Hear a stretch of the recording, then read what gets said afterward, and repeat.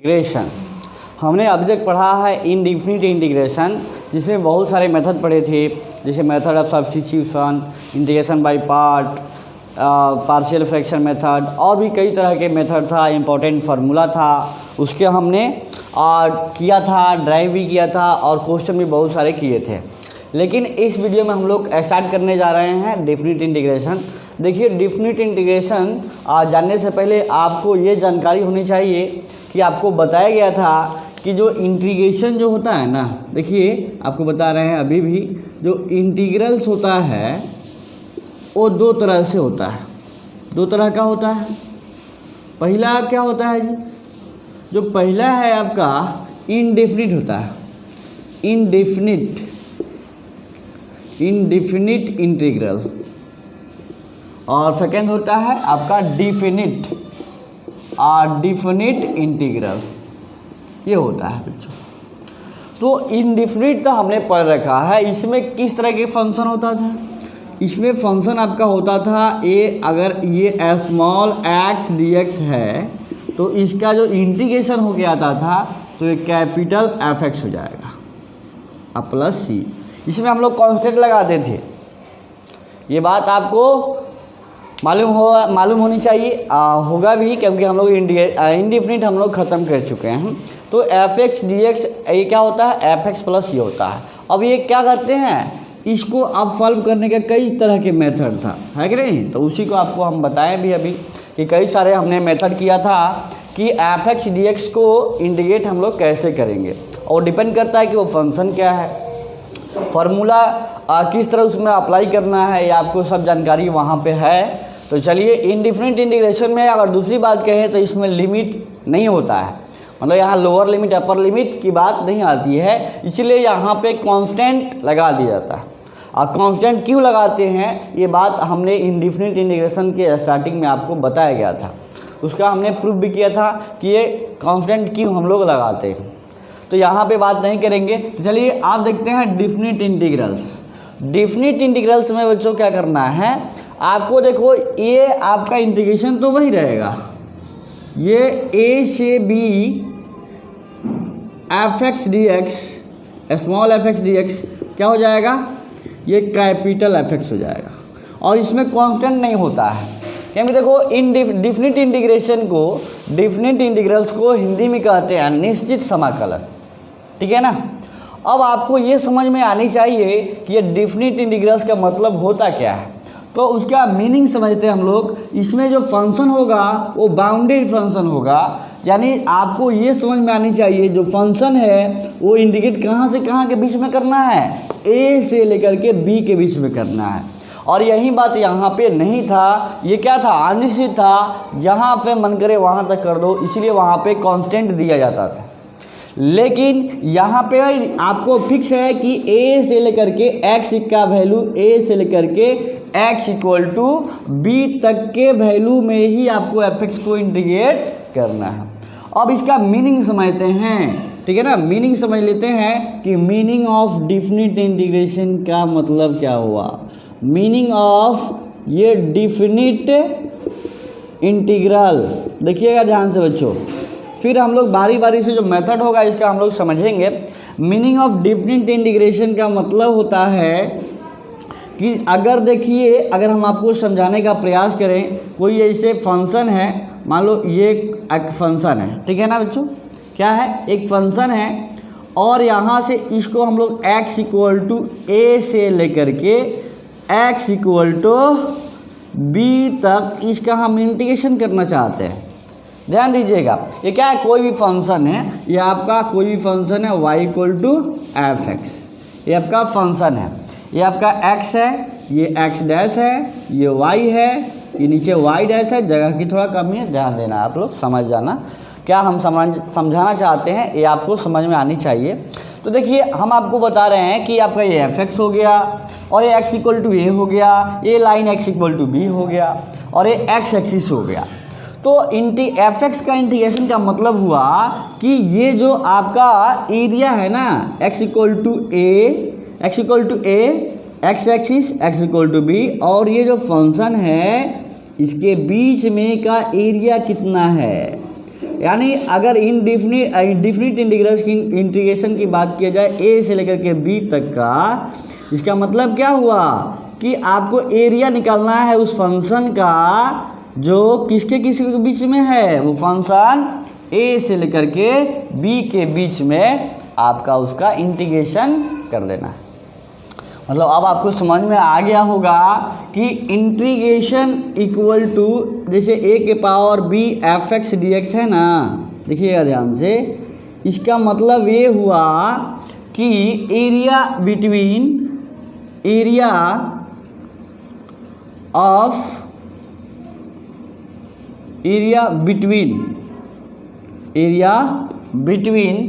Curve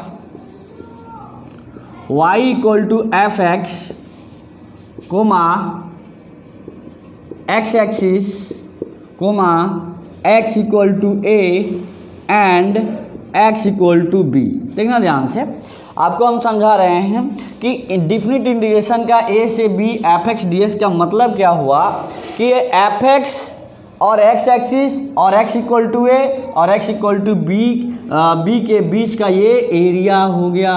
मेरी बात समझ में आ रही है? अगर आप चाहो तो ये एरिया को निकाल दो और चाहे इसका इंडेफिनिट इंटीग्रेशन करके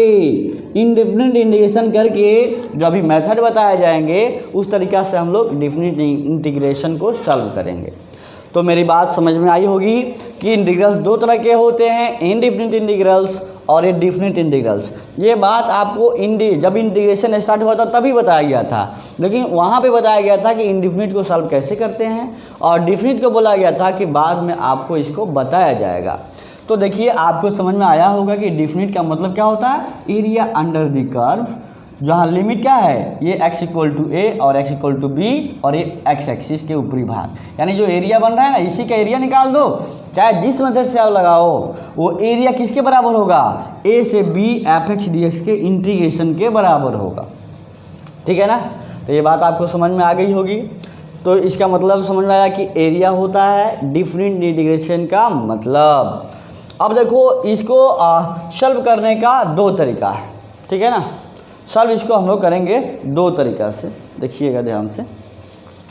मिटा रहे हैं इसको, ये बात समझ में आया ना। अब देखिएगा ध्यान से, अब इसको हम मिटा रहे हैं।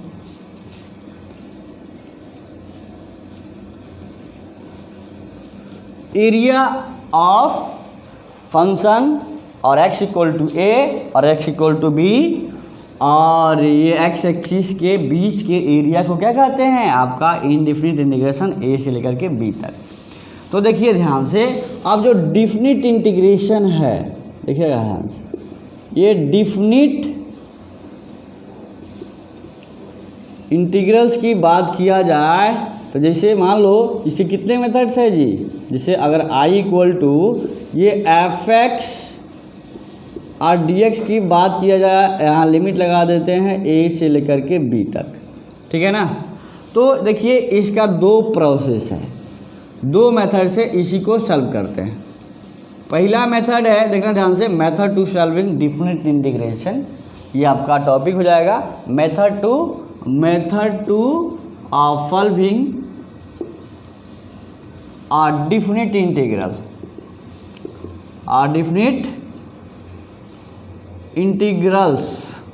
तो कैसे मेथड होगा ये हम लोग को जानकारी लेनी है। तो देखिए सबसे पहले आपका होता है मेथड, ये लिमिट ऑफ द सम, ये limit of the sum method होता है। अब ये लिमिट ऑफ द सम का मतलब क्या हुआ, तो देखिए अभी आपको हम एरिया ड्रॉ करके बताए थे, ठीक है ना। तो चलिए ध्यान से, यहाँ पे एरिया हम बना देते हैं आपको। ये क्या था, चलो यहीं पे देख लो यार, ठीक है ना। ये जो आपका मान लेते हैं क्या है, एक्स एक्सिस, ये एक्स डैश, ये वाई डैश, ये जीरो, ये आपका एक फंक्शन है। कौन है ये, y इक्वल टू आपका एफ एक्स। ध्यान दीजिएगा, तो हम इसका एरिया निकाल, हम डिफिनिट इंटीग्रेशन करना चाहते हैं x इक्वल टू ए से लेकर के x इक्वल टू बी तक। तो लिमिट ऑफ द सम कहता है, देखना ध्यान से, कि कैसे करेंगे आप, क्या करेंगे, इसका हम ना ऐसे इसको छोटे छोटे पार्ट में इसको बांट देंगे। देखना ध्यान से, छोटे छोटे पार्ट में इसको क्या करेंगे, बांट देंगे। वो इक्वल डिस्टेंस होना चाहिए, ठीक है ना। हमने इस तरह से बांट दिया इसको, जैसे dot dot dot dot dot dot, ठीक है ना। अब ये क्या हो गया, एकदम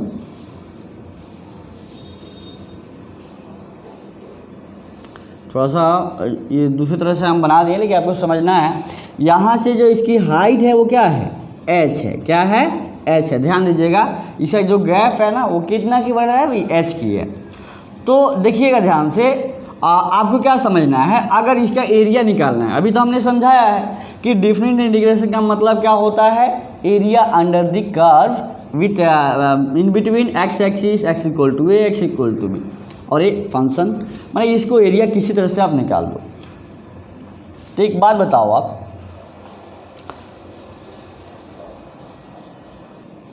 तो देखिए अगर इसका हम एरिया निकालना चाहते हैं तो क्या करेंगे। देखिए हमने क्या किया, छोटे छोटे स्ट्रिप में इसको जो रेक्टेंगुलर शेप में है उसको हमने बांट दिया। अब देखो अगर बात करें कि इसका एरिया क्या होगा, तो देखो ये क्या है, एक रेक्टेंगल की तरह बन रहा है ना। अगर इसको मिला दे तो सब में थोड़ा थोड़ा गैप बन रहा है ना। वो गैप क्यों बन रहा है बाबू बताओ तो। वो गैप इसलिए बन रहा है क्योंकि देखो हाइट क्या हो रहा है ना, थोड़ा थोड़ा बढ़ रहा है, ठीक है ना, इसीलिए यहाँ पे लिमिट आया है। तो अगर वो हाइट नहीं बढ़ता तो एक्स तो नहीं बढ़ता। ये भाई यहाँ रेक्टेंगल है तो यहाँ भी रेक्टेंगल, वहीं रेक्टेंगल होता। मेरी बात समझ में आ रही है।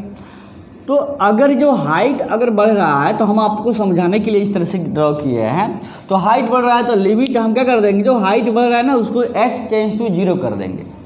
h टेंस टू 0 करने पे क्या हुआ, हाइट बढ़ेगा नहीं, तो सब क्या होगा, रेक्टेंगुलर शेप में रहेगा। अब यहाँ से लेकर के यहाँ तक जो रेक्टेंगुलर शेप होगा उसकी वैल्यू कैसे निकलेगी। ये सब क्या है, h है, ठीक है ना, ये h है और ये भी h है, ये भी h है, मतलब इसके बीच में गैप जो है क्या है, h की है। और ऐसे ऐसे इसमें कितने आपको कितने स्ट्रिप बने हुए हैं, n-1 स्ट्रिप बने हुए हैं।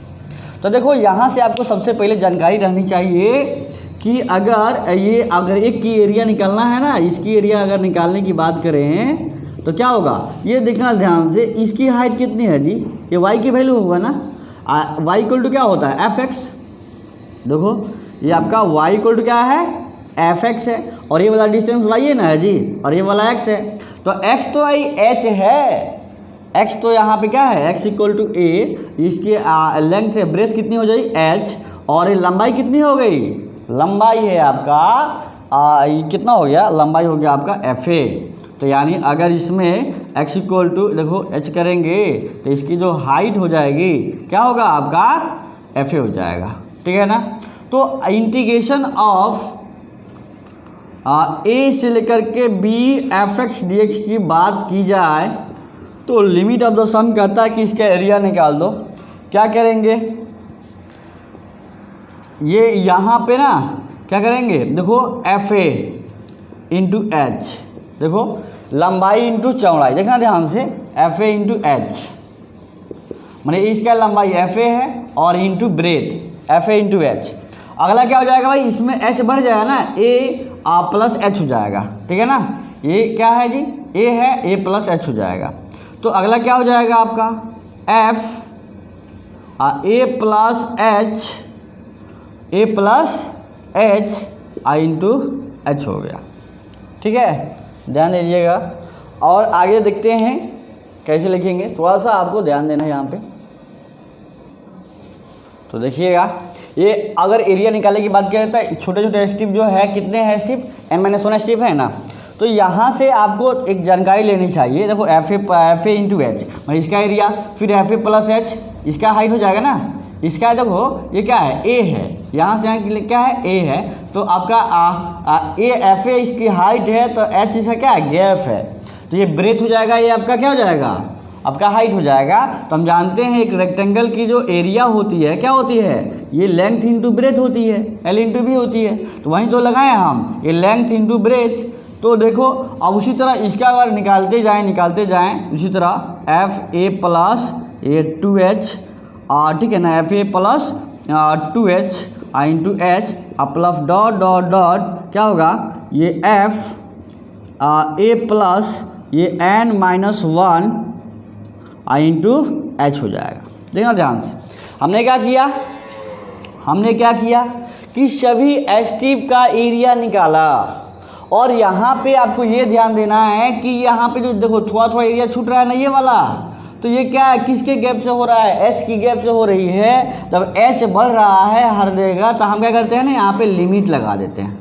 लिमिट जो लगा देने से क्या फ़ायदा होगा, देख लीजिए, ये लिमिट लगा देंगे तो आपको समझिए कि एच क्या है, नहीं बढ़ रहा है, मैंने एकदम क्या है, एच जा रहा है जीरो की ओर, तो समझना कि ये गैप जो है बहुत छोटी है, तो उसको हम लोग लिमिट की तरह से सॉल्व करेंगे, ठीक है ना।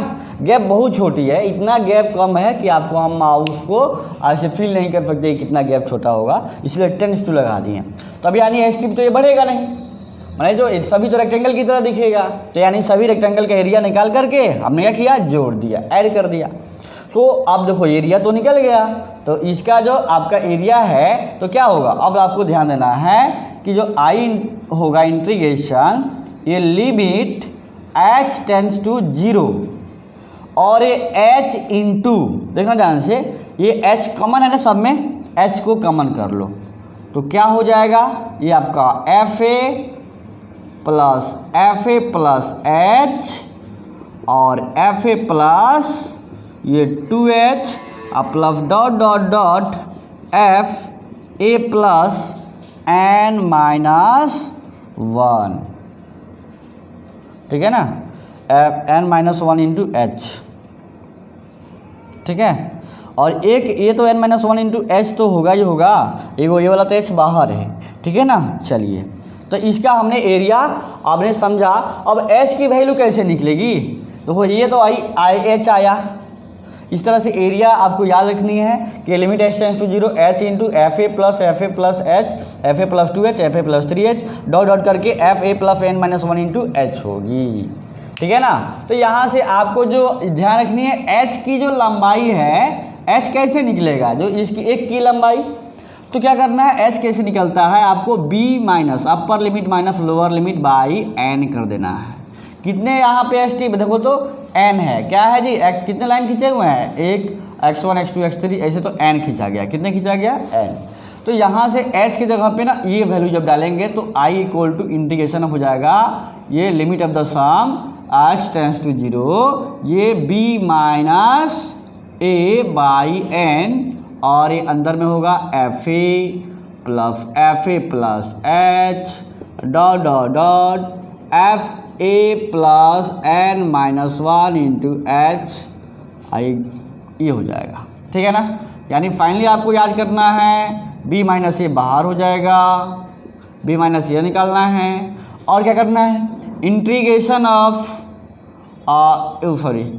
लिमिट h टेंड्स टू 0, और ये क्या हो जाएगा 1 बाई n इंटू ये fa plus h plus dot dot dot plus fa plus n minus 1 into H.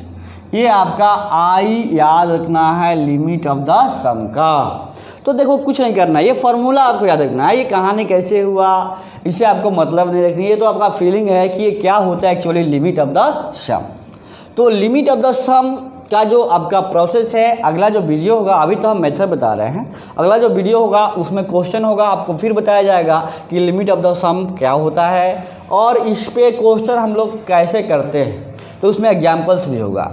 देखिए यहाँ पे आपको ये समझनी है कि फार्मूला लिमिट ऑफ द सम का मतलब क्या हुआ कि ये छोटे छोटे स्टेप में इसका एरिया जो निकाल रहे हैं, एरिया निकाल करके छोटे छोटे स्टेप का सम कर देंगे तो लगभग क्या होगा, उसके इंटीग्रेशन के बराबर होगा। देखिए यहाँ पे h क्या है, 0 है, क्योंकि तो h क्यों आ रहा है यहाँ पे, 0 क्यों कर रहे हैं, क्योंकि देखो गैप बढ़ रहा है ना, h क्या है, h यहाँ पे था, अब यहाँ पे ये हाइट क्या है जी, बढ़ रहा है थोड़ा थोड़ा, तो h को हमने क्या कर दिया, बहुत छोटा कर दिया, तो गैप जो है ना बहुत छोटा हो गया, ठीक है ना। तो वहाँ पे h ज़्यादा का क्या हो गया, ज़्यादा के वहाँ पे फर्क नहीं पड़ेगा। तो इस तरह से आपको समझ में आया होगा कि लिमिट ऑफ द सम का तरीका क्या है, कि सबका एरिया निकाल के जोड़ देंगे, वही है, और h क्या निकालेंगे, b minus a by n से।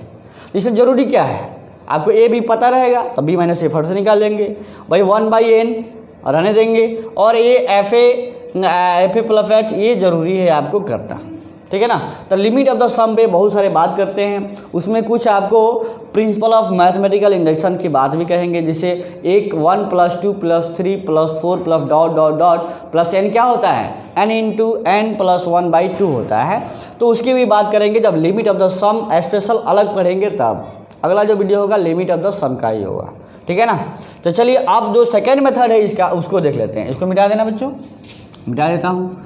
अब जो सेकेंड प्रोसेस है इसका वो है आपका फंडामेंटल थ्योरम ऑफ इंटीग्रेशन, ठीक है। तो क्या है उसको हम लोग जान लेते हैं, fundamental theorem of integration.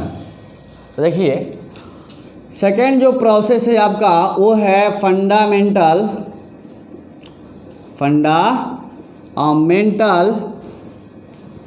Theorem of integrals, different integrals. तो क्या है जान लेते हैं। जैसे जो आपका आई जो क्वेश्चन रहेगा यही ना है जी, ए से लेकर के बी, ये f(x), स्मॉल f(x) dx। अगर इसका इंटीग्रेशन करने के बाद देखना प्रोसेस मेरे ध्यान है ना, अगर इसका इंटीग्रेशन करेंगे, मान लो इसका क्या करेंगे, इनडिफिनिट इंटीग्रेशन करेंगे इसका। अगर ये कैपिटल f(x) प्लस c आ गया, मान लो हमने कर रखा, और इसमें क्या करना है, प्रोसेस कहता है कि ये लोअर लिमिट को नीचे लिखना है। इसको कहते हैं लोअर लिमिट, इसको बोलते हैं अपर लिमिट। देखो एक बार का लिख देता हूँ, इसको कहता हूँ हम लोग आपको अपर लिमिट कहते हैं, इसको कहते हैं हम लोग lower limit, LL lower limit, ध्यान समझिएगा। और ये लोअर लिमिट को यहाँ लिखते हैं x = क्या है, ये आपका a से लेकर के x = b तक है। तो इसका मतलब क्या हुआ, आपको तो सबसे पहले इनडिफिनिट इंटीग्रेशन करना है, उसके बाद ना क्या करना है, आपको यहाँ पे ब्रैकेट में घेर करके x = a लिखना है, x = b लिखना है। उसके बाद आपको ये करना है कि अपर लिमिट पहले इसमें जहाँ x है ना, x की वैल्यू अपर लिमिट रख देना। तो क्या होगा देखो, तो ये FB capital FB plus C, इसको हमने रख दिया एक बार, कैपिटल भी रखा। अब माइनस करते हैं लोअर लिमिट जब पुट करते हैं, तो अब किसकी बारी है, लोअर लिमिट की। तो कैपिटल FA प्लस C हो गया। तो देखना ध्यान से, जब माइनस से मल्टीप्लाई करेंगे तो यहाँ क्या हो जाएगा, ये FB प्लस C माइनस ये FA माइनस C। तो देखिए ये और C कांस्टेंट कट जाएगा ना, यानी फाइनली क्या बचेगा, आपका बचेगा ये FB माइनस FA। तो I = देखो इंटीग्रेशन ऑफ A से B f(x) dx। तो सबसे पहले क्या है, सबसे पहले ज़रूरी ये है, ये रूल होता है फंडामेंटल थ्योरम होता है कि अगर कोई फंक्शन है तो उसका इनडिफिनिट इंटीग्रेशन लगा दो, और लगाने के बाद इस तरह से सॉल्व करते हैं। तो वहाँ पे आपको ये बताने की हम कोशिश कर रहे हैं कि कांस्टेंट लिखो तो चाहे नहीं लिखो तो क्या हो जाता है, कैंसिल हो जाता है। तो डिफिनिट इंटीग्रेशन में कांस्टेंट नहीं लिखा जाता है, क्योंकि इसकी जो वैल्यू होती है वो निश्चित होती है, इसीलिए इसकी जो वैल्यू है क्या है, नाम हो गया डिफिनिट इंटीग्रेशन, हिंदी में कहते हैं निश्चित समाकलन, ठीक है ना बच्चों। तो देखिए ध्यान से, अब क्या होगा, जैसे एग्जाम्पल देख लेते हैं कि एक्चुअली इसका प्रयोग कैसे करेंगे। सिंपल देख लेते हैं। जैसे एक क्वेश्चन आपसे हम दूँ कि फंडामेंटल थ्योरम पे कोई डिफिनिट वैल्यू निकालो, तो एक क्वेश्चन लेता हूँ, I = इंटीग्रेशन ऑफ 1 से लेकर के 2 और ये x dx। ध्यान दीजिएगा, एकदम नॉर्मल सवाल है। I = x dx है, तो क्या करेंगे, ये x dx को क्या करेंगे, सबसे पहले इसका इनडिफिनिट इंटीग्रेशन करेंगे। तो x का आप जानते हैं क्या होता है, x² / 2 होता है। उसके बाद क्या होता है, इंटीग्रेशन करने के बाद ये जो आपका लिमिट इसमें नहीं लगाना है, कांस्टेंट नहीं लगाना है, और लोअर लिमिट को यहाँ लिखना है, अपर लिमिट को यहाँ लिखना है। उसके बाद क्या करना है, upper limit minus lower limit. तो एक बार 2 रखो तो ये क्या हो जाएगा, ये 2² / 2, अब माइनस एक बार 1 रखो तो 1² / 2। जब सॉल्व करेंगे तो ये 4/2 और -1/2 कितना हो गया, एलसीएम हो गया 2, 4 - 1 कितना हो गया 3। ये हो जाएगा I = ये 3/2 हो गया। तो इस तरह से ना हम ये मेथड्स ऑफ डिफिनिट इंटीग्रेशन है। अब बहुत सारे क्वेश्चन में यही रूल लगा के आप इंटीग्रेशन कर सकते हो। अगला जो वीडियो होगा लिमिट ऑफ द सम पे आएगा, 2 क्वेश्चन करेंगे कि कैसे लिमिट ऑफ द सम से हम लोग इसको एरिया निकाल सकते हैं और डिफिनिट इंटीग्रेशन की वैल्यू क्या होगा, एरिया के बराबर ही होगा, वो समझ सकते हैं। चाहे ये फंडामेंटल थ्योरम है, इसको भी आपको ध्यान रखना है। तो लिमिट ऑफ द जो सम है वो आपका एक क्या है, एक तरीका है डिफिनिट इंटीग्रेशन को सॉल्व करने का। तो कोई पूछेगा कि डिफरेंट इंटीग्रेशन को सॉल्व कितने तरह से कर सकते हैं, तो 2 तरह से कर सकते हैं। पहला कौन हुआ आपका लिमिट ऑफ द सम, जो अभी तो हम निकाले थे b minus a, limit s tends to 0 b minus a by n, और ये fa plus h fa plus 2h dot dot fa plus n minus a plus n minus 1 into h, ये हमने दिया है। तो आपको इतना ध्यान रखना है। उसके बाद से अगला जो वीडियो हम बोले हैं ना किसका आएगा, तो आपको ये ध्यान देनी है कि ये लिमिट ऑफ द सम का आएगा, उसके बाद फंडामेंटल थ्योरम पे आएगा, और उसके बाद आपको प्रॉपर्टी करेंगे। ठीक है, तो इस क्वेश्चन में इस आपका ये जो वीडियो में इतना ही रहेगा। Thank you.